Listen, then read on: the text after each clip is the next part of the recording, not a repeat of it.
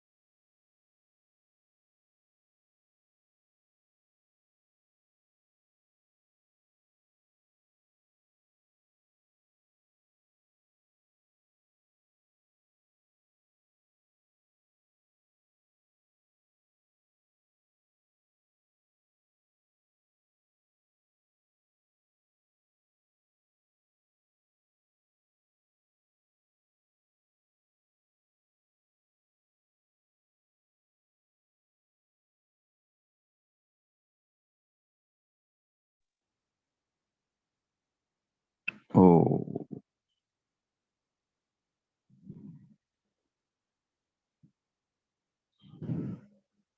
हो। इस प्रकार प्रभु के नाम का मानस जप जपते हुए दिव्य नाद दिव्य प्रकाश को अनुभव करते हुए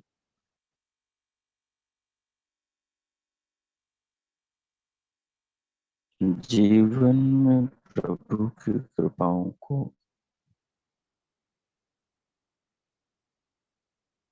नाना रूपों में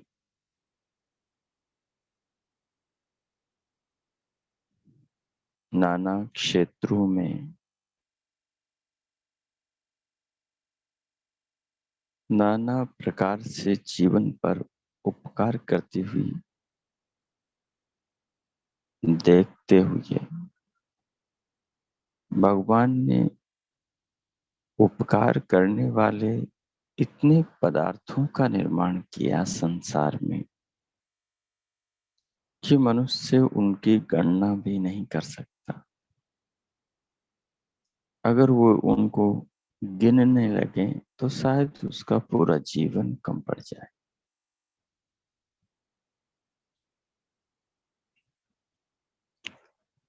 परमात्मा ने अपने प्रिय पुत्र पुत्रियों के लिए इस प्रकार से अपने स्नेह का, अपनी कृपाओं का, अपनी अनुकंपाओं का कल्याणकारी कल्याणप्रद एक जाल बिछा रखा है, जिस जाल में ये सारा संसार, सारे प्राणी बंधे हुए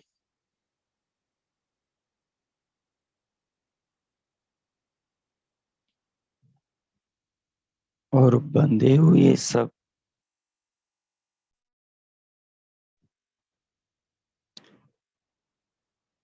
कल्याण की ओर ही अग्रसर हो रहे हैं। अगर विवेक पूर्वक विचार चिंतन किया जाए जीवन के ऊपर, जीवन के सार को ध्यान में रखते हुए, तो हम पाएंगे कि हमने खोया कुछ भी नहीं है, कुछ न कुछ पाया है। लेकिन उपलब्धियां जीवन में इतनी ऊंची हैं, संभावनाएं मनुष्य जीवन से इतनी अधिक हैं और सारी संभावनाओं के संभावित होने का केंद्र भी एकमात्र मनुष्य जीवन ही सृष्टि में है। तो संभावनाएं भी मनुष्य जीवन से ही होंगी। जब इस दृष्टि से जीवन को हम विचारते हैं और बहुत पीछे जब स्वयं को पाते हैं तो फिर मलाल होता है कि हाय, क्या करने आए थे और क्या हो गया, क्या पाना था और क्या इकट्ठा कर लिया, कहाँ पहुंचना था, कहाँ अटक गए, किससे मिलना था और किसके चिपट गए। जब जीवन के सार पर मनुष्य जीवन के श्रेष्ठतम उपलब्धि पर विचार करते हैं तो फिर हम पाते हैं कि हम अपनी मंजिल से बहुत दूर हैं और उसका कारण हमारी मूर्छा, हमारी बेहोशी, हमारी अविद्या, हमारी अजागरूकता, हमारा असम्यक चिंतन, ये इस सब का कारण है। यदि हमारा चिंतन सम्यक हो, विचार विवेक समझ पूर्वक हो, शास्त्र के दृष्टिकोण के अनुरूप हो, तो फिर हम जीवन का ठीक मूल्यांकन कर सकते हैं और रास्ते में रोकने वाले जो आकर्षण है,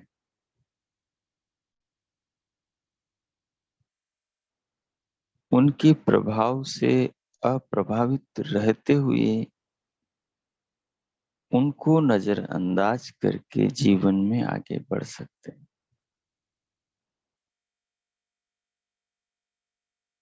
परंतु हम देखते हैं कि संसार की वस्तुओं के आकर्षण हमें किस प्रकार से आकर्षित किए जाते हैं कि हम अपने मूल को भूल जाते हैं।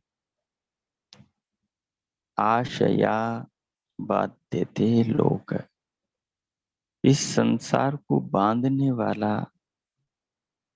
अपने बंधन में आशा नाम का विकार है। आशा के द्वारा मनुष्य मात्र बांधा जाता है।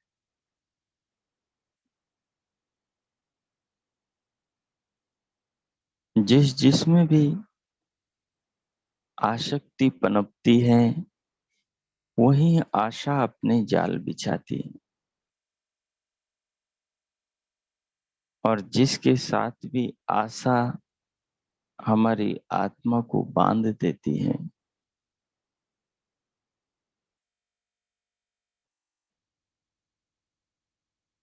हम उस आशा के बंधन में इस प्रकार से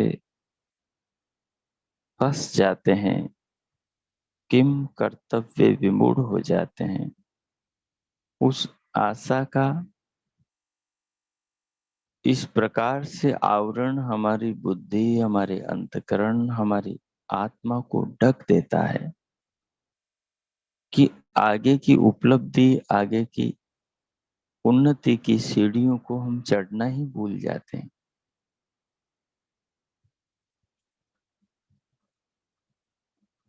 आशा के बंधन से प्राणी को मुक्ति, मनुष्य को छुटकारा केवल विवेक दिला सकता है। अगर मनुष्य विवेक के द्वारा इस आशा के, आकर्षण के, आसक्ति के बंधन को काट दे, तो वो अति तीव्र गति से अपनी मंजिल की ओर आगे बढ़ सकता है। जिस प्रकार से अपना वाहन गंतव्य की ओर, जब मार्ग खुरदुरा न हो, मार्ग में गड्ढे, कंकड़, पत्थर, कांटे न हो, तो तीव्र गति से चलता हुआ मंजिल पर पहुंचा देता है। लेकिन उसी मार्ग में जगह जगह खड्डे हो, रास्ता मार्ग टूटा फूटा हो, बहुत कंकड़ पत्थर हो और बहुत ज्यादा कांटे खिले हो, तो फिर अपना वाहन मंजिल तक तो पहुंचेगा, लेकिन आसानी से नहीं, क्योंकि उसको रोकने वाले, उसकी गति को मंद करने वाले, उसको आगे बढ़ने से पीछे खींचने वाले वो कांटे हैं, वो कंकड़ हैं, वो पत्थर हैं, वो गड्ढे हैं। ऐसे ही मनुष्य जीवन में भी, जो मनुष्य जीवन का लक्ष्य आत्मा का साक्षात्कार, परमात्मा की प्राप्ति, जन्म मरण के बंधनों से छूटने का है, इन लक्ष्यों की ओर जो मनुष्य आगे बढ़ता है, तो उसे इस मार्ग पर इसी प्रकार के कंकड़ पत्थर, गड्ढे, कीले मिलते हैं जो उसको आगे बढ़ने से रोकते हैं।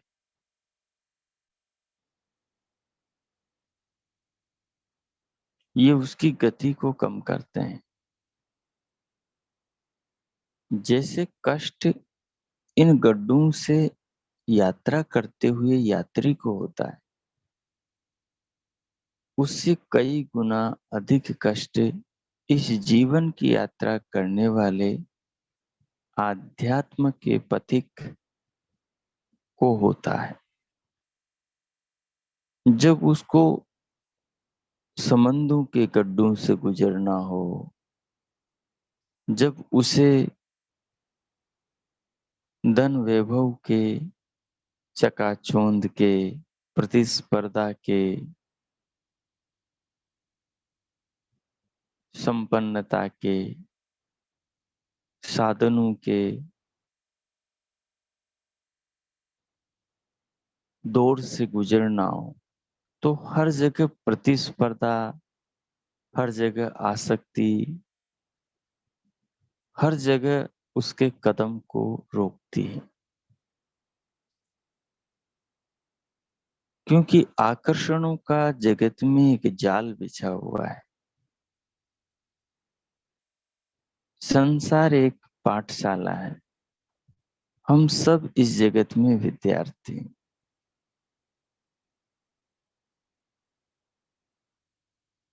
जो इन जगत के प्रलोभनों में उलझ जाता है, वो इस परीक्षा में फेल हो जाता है। जो इनमें अनासक्त रहते हुए आगे आगे बढ़ता जाता है, वो जीवन में पास हो जाता है।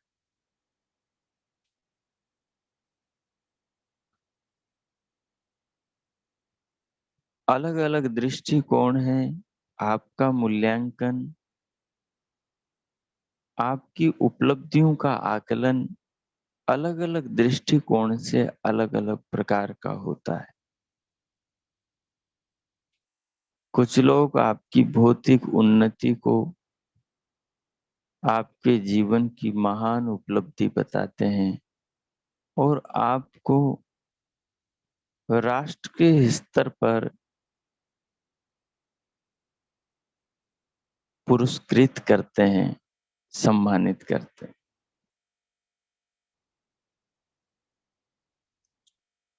कुछ लोग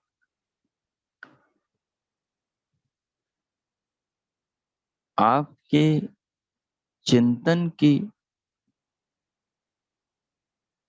उपलब्धि को, उसकी दूरदर्शिता और उसकी गहराई को देखकर आपको सम्मानित करते हैं। कुछ लोग आप दूसरों को, समाज को कितना खुश रख पाते हैं, झूठ बोलकर, छल करके, कपट करके, मीठा बोलकर, गीत गाकर, कवि बनकर, किताबें लिखकर, किस प्रकार से लोगों को आप आकर्षित, उनका मनोरंजन कर पाते हैं। उस कार्य में भी आपको प्रसिद्धि पुरस्कृत किया जाता है। एक दृष्टिकोण ये है कि यदि आप ऐसा विकास करें तो आपको समाज में एक ऊंचा स्थान मिलता है। भिन्न भिन्न दृष्टिकोण है। एक दृष्टिकोण, आपने बच्चों का लालन पालन किया, उनका विकास किया, उनके लिए अरबों खरबों की संपदा इकट्ठी करी, छोड़ के गए। दुनिया कहेगी वाह क्या माता पिता है, कि उन्होंने अपने बच्चों को कहीं से कोई अभाव में नहीं रखा। ये पीढ़ियों बैठे खाएं तब भी कमी नहीं रहेगी। उस दृष्टि से आपको समाज में ऊंची प्रतिष्ठा मिलती। आप एक अच्छे पति हैं, अच्छी पत्नी हैं, अच्छे पिता हैं, अच्छी माँ है, अच्छे भाई हैं, अच्छी बहन हैं, अच्छे कर्मचारी हैं, अच्छे मालिक नौकर हैं, अच्छे आप राजनेता हैं।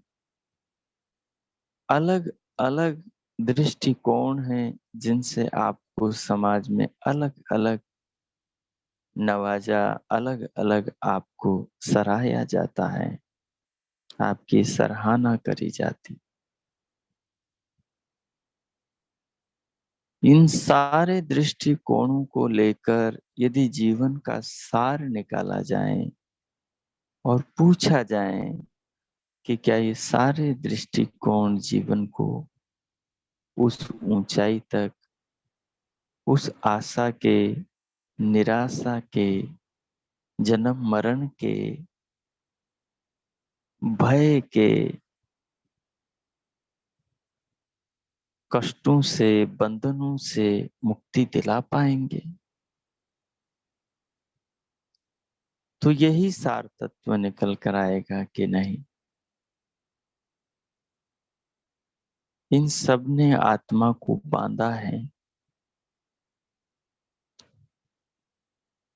इन सब ने आत्मा में संसार के प्रति, सम्मान के प्रति, प्रतिष्ठा के प्रति, इमेज के प्रति आकर्षण पैदा किया है, लोभ पैदा किया है, व्याकुलता पैदा करी है। आदमी सम्मान के लिए ऐसे मरता है जैसे कोई वो रोटी के बिना जीवित नहीं रहेगा।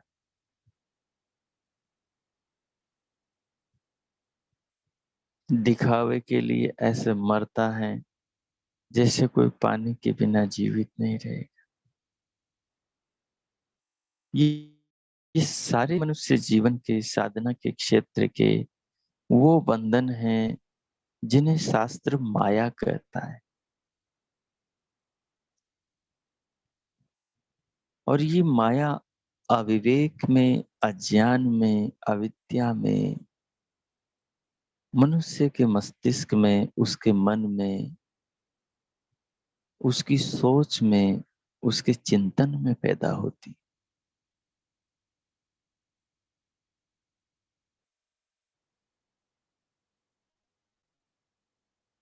और जो इसमें फंस जाता है वो आसानी से निकल नहीं पाता इससे। इससे निकलने के लिए बहुत पुरुषार्थ की आवश्यकता होती है। रात दिन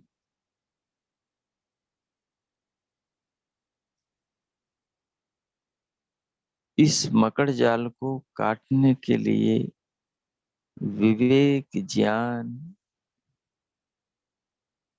की, कर्तनियों की आवश्यकता होती है। युक्ति, विवेक, चिंतन, इन सब के द्वारा मनुष्य जब नियमित रूप से रात दिन प्रयास पुरुषार्थ करता है तब जाकर वो जीवन के सार के निकट पहुंच पाता है।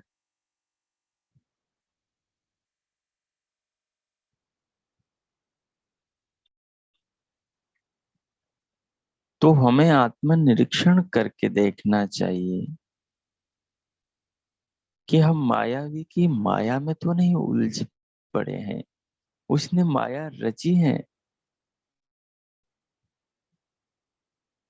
लेकिन ये उलझाने के लिए नहीं। ये जन्म जन्मांतरों से जो उलझनों की बेड़ियां, जो संस्कार हमारे भीतर पड़े हुए हैं, उन संस्कारों को काटने के लिए, उनसे छुटकारा दिलाने के लिए, उनसे ऊपर जीवन को उठाने के लिए इस माया का निर्माण किया है।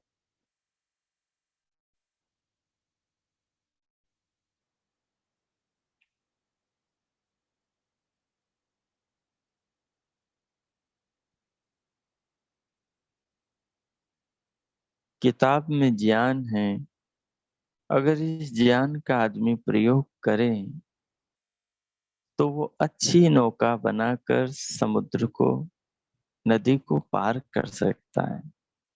और किताब के ज्ञान का इस्तेमाल न कर किताब को यदि नदी में, नौका में रखकर ढोए तो वो किताब का बोझ उसे उस नौका में डुबो भी सकता है।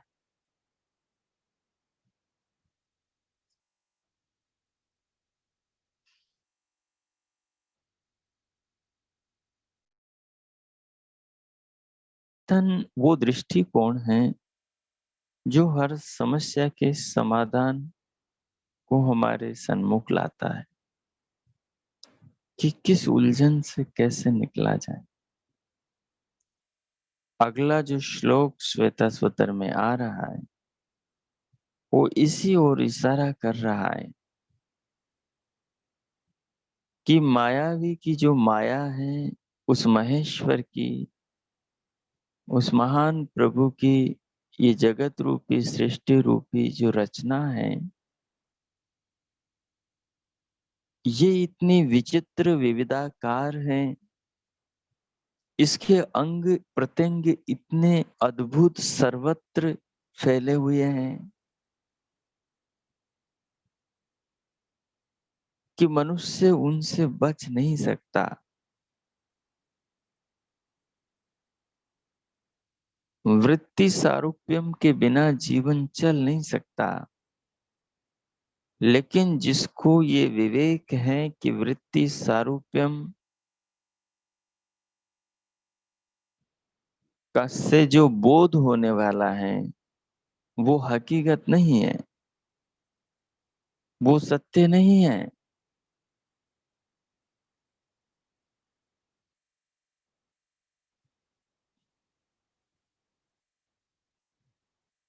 जो शीशे में, दर्पण में अपने शरीर को देखकर शरीर की उठी वृत्ति को जो आत्मा ये मान ले कि मैं ये देह हूँ,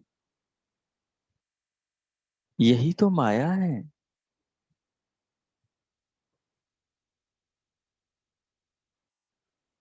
ये सारे दर्शनकार इसी माया से तो मुक्ति अपने को दिलाना चाहते हैं।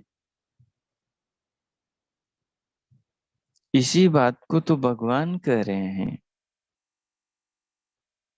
कि तेन त्यक्तेन भुंजीता माँ हृदय कस्य शुद्धनम ईशावास्यम इदम सर्वम यत् किंच जगत्याम जगत। संसार में यत् किंच जगत्याम जगत, जो भी कुछ तुम्हें आत्मा के, परमात्मा के, प्रकृति के मूल सत्व, रज और तम परमाणु के अतिरिक्त प्रकृति के इन परमाणु से मिलकर बनी दुनिया है, ये सब माया है।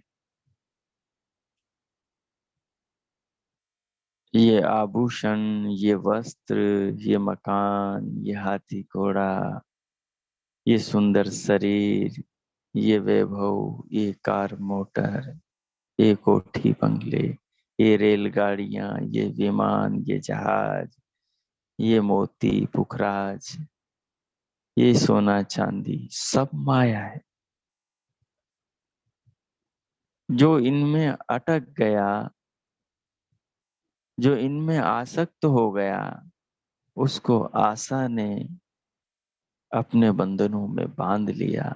और जो उसके बंधनों में बंध गया, फंस गया, जैसे मकड़ी अपने जाल में किसी प्राणी को फंसाकर उसका खून चूस लेती है, वैसे ही ये जो संसार के प्रलोभन हैं, ये जो विषय हैं जिनमें आदमी आसक्त हो जाता है अविवेक के कारण, ये उस आदमी के जीवन के रस को चूस लेते, सारी संभावनाओं को पी जाते हैं, सारे उन्नति के, विकास के अवसरों की हत्या कर देते हैं। और आदमी बावला क्या समझता है कि मेरे को तो बहुत कुछ मिल गया, मुझे पद्म भूषण से नवाजा गया है,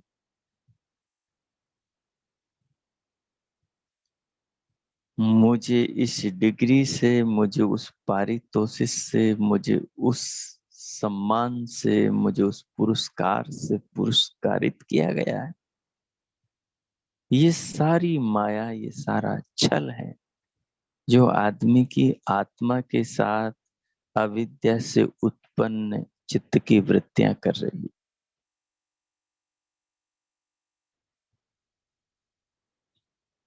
तो अपने को इस तत्व को समझना है। यदि माया के पंख से, कीचड़ में धंसने से, माया के जाल से, मकड़ जाल से यदि बचना है,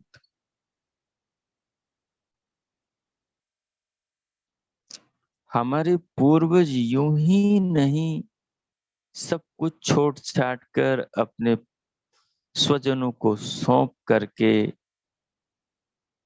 जीवन के अर्ध पड़ाव पर आकर 50 पार करके घर छोड़ करके जंगलों में और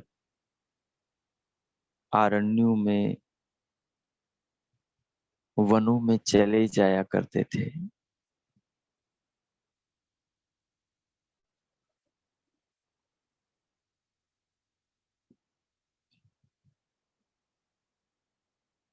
यूं ही नहीं वो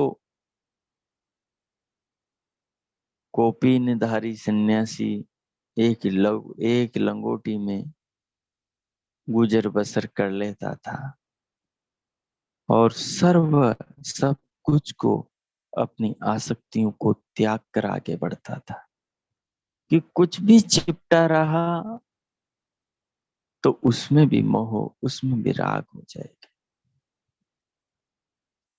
ये चीजें बाहर नहीं पड़ी हुई, ये चीजें अंदर से हमारी आत्मा को जकड़ी हुई है।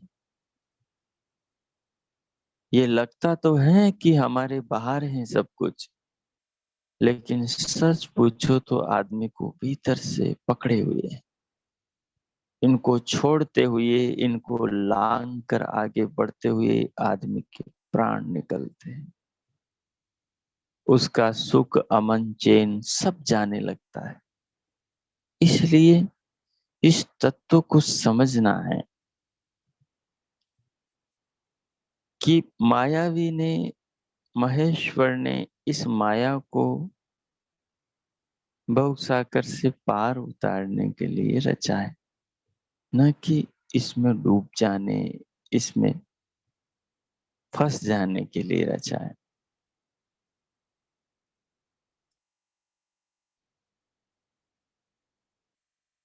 अब मैं मौन होता हूँ। इस पर आप अपने जीवन को जोड़कर चिंतन करें। अगले 5-7 मिनट इस पर चिंतन करें। माया और अपने जीवन, संसार और अपनी आत्मा पर, ये आजू बाजू फैले सारे माया के विकारों पर और अपनी चेतना पर कीजिए। मैं मौन होता हूँ। ओ कीजिए।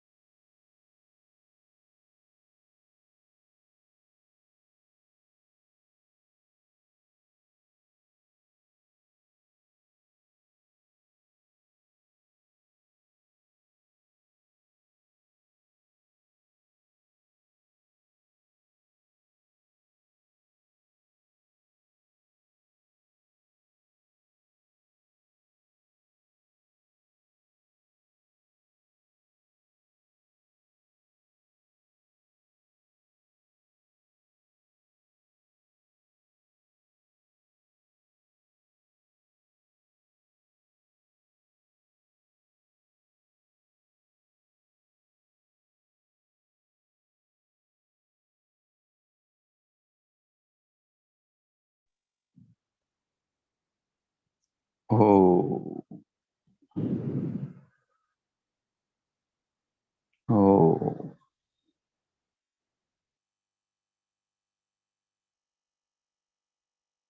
हो। इस प्रकार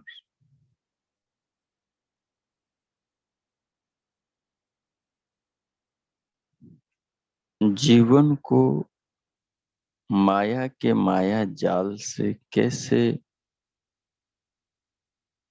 बचाया जाए, कैसे उसके पंख से, उसके पंजे से, उसके मकड़ जाल में अपनी आत्मा को फंसने से बचाया जाए, इस पर विचार चिंतन करते हुए इसका जो बचाने का, इससे जो बचने का जो उपाय है वो विवेक है, वो ज्ञान है, वो शास्त्र का ज्ञान है, जो उसको जीवन में धारण करता है और जो भगवान से जुड़कर जीवन को जीता है और ईश्वर के आदेश के अनुसार जीवन को जीने की शैली को अपनाता है, वही इस माया के माया जाल से बच पाता है। बाकी इसके माया जाल से आसान नहीं बचना। इस पर चिंतन करें और विचार करें, दिन में मनन करें, व्यवहार में इसकी परीक्षा करें अपने ऊपर कि इस माया के माया जाल से हम अपने आप को कितना बचा पा रहे हैं और बचाने की कोशिश करें कि कितने आप सफल होते हैं हम लोग, और भगवान का उसमें सहारा ले, शास्त्रों का उसमें सहारा ले, जीवन को एक गहरे वास्तविक दृष्टिकोण से देखें, दुनिया के उन दृष्टिकोणों से जीवन का मूल्यांकन न करें कि धन मिल गया, प्रसिद्धि मिल गई, अच्छे लेखक, अच्छे डॉक्टर, अच्छे ये वगैरह वो बन गए, बहुत कुछ मिल गया। ये सारे दृष्टिकोण तोते हैं, इनसे कोई दुख नहीं जाता, इनसे कोई जन्म मरण से छुटकारा नहीं मिलता, इनसे आत्मा का ज्ञान, परमात्मा की प्राप्ति और मोक्ष की उपलब्धि नहीं होती। इसलिए तत्वतः चिंतन करें जीवन का। अब इस सारे चिंतन को आत्मसात करते हुए भगवान के प्रति धन्यवाद, कृतज्ञता का भाव अर्पण करें, उनसे प्रार्थना करें, इस ज्ञान से स्वयं को युक्त करें और इसको जीवन में, व्यवहार में क्रियान्वित करने का संकल्प लें।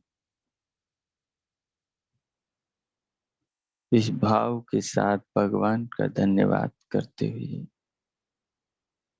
भगवान के प्रति अपने हृदय में आस्था, कृतज्ञता, भक्ति के भाव रखते हुए अब हम शांति पाठ करें।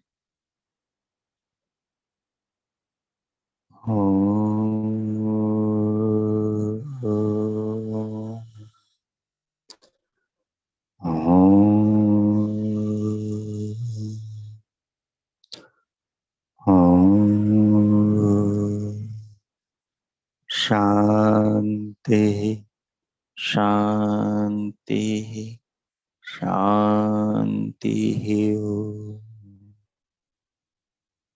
हो, हो। आज का आप सबका दिन शुभ हो, मंगलमय हो। प्रभु से सबके लिए बहुत बहुत मंगल कामनाएं, बहुत बहुत शुभकामनाएं। हमारा जीवन ज्ञान के अनुरूप हो, भगवान हम पर ऐसी कृपा करें, ऐसी समझ हमें दें और हम भी ऐसा पुरुषार्थ करें। पुनः बहुत शुभकामनाएं। इति ओम। अब इससे संबंधित किन्हीं को कुछ पूछना हो तो पूछ सकते हैं, उनका स्वागत है। ओम।